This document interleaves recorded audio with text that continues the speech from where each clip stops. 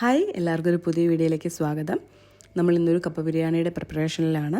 നമ്മൾ ഫ്രോസൺ ആയിട്ടുള്ള കപ്പ ചെറിയ ചെറിയ പീസായിട്ട് വെള്ളത്തിലിട്ടിട്ട് നമ്മളതിൻ്റെ തണുപ്പ് മാറ്റിയെടുക്കുകയാണ്.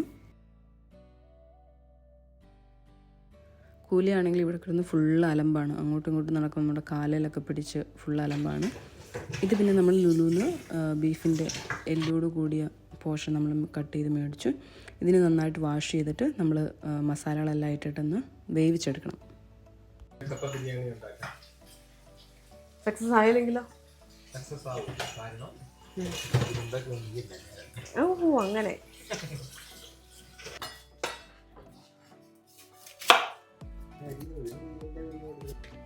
എന്തിനാ കരയുന്നേ? പൊട്ടി പൊട്ടി കരയുന്നേ. ഇത് മറ്റേ ഇന്ത്യൻ ഇതല്ലേ, ഇന്ത്യൻ സവോള ഇത്. അതുകൊണ്ട്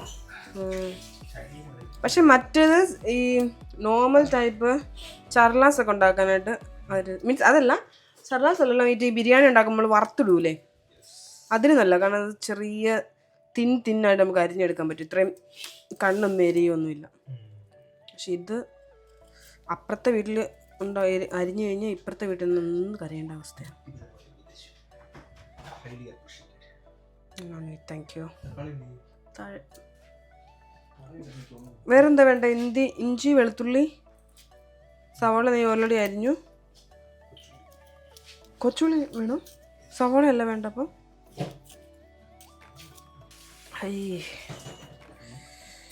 ഉള്ളിയുടെ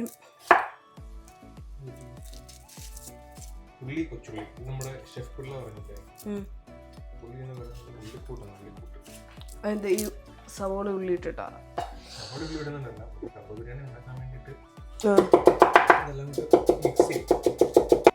ഇതാണ് ഇപ്പൊ ഉള്ളിക്കൂട്ട്.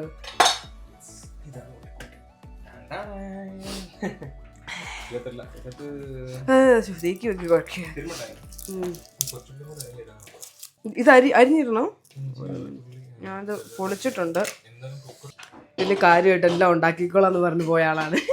ഇപ്പൊ ഷെഫിലൂടെ നോക്കിയിരുന്നിട്ട് പഠിച്ചോണ്ടിരിക്കും.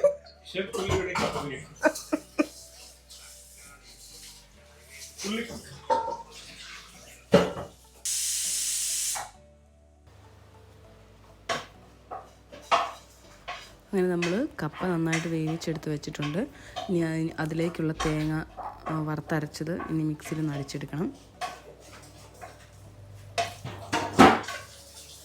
കൂലി നമ്മുടെ അടുത്തുനിന്ന് മാറാതെ നമ്മുടെ അടുത്ത് തന്നെ നിന്നോണ്ടിരിക്കും കേട്ടോ.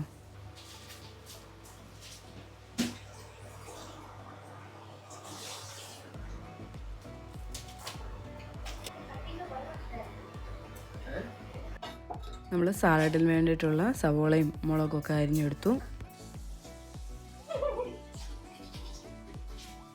കൂലി അതിന്റെ ഇടയ്ക്ക് കിടന്ന് വഴക്കുണ്ടാക്കിക്കൊണ്ടിരിക്കുന്നു. അവന് ചെയ്യാൻ പറ്റുന്നല്ലേ അവന് ചെയ്യാൻ പറ്റുള്ളൂ.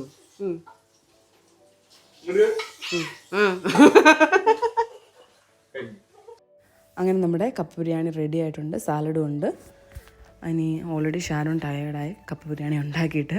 ഇനി നമുക്ക് TV ഒക്കെ കണ്ടിരുന്ന് കപ്പ ബിരിയാണി പയ്യെ കഴിക്കാം. അപ്പം ഇന്നത്തെ വീഡിയോ ഇത്രയേ ഉള്ളൂ. എല്ലാവർക്കും ബൈ ബൈ.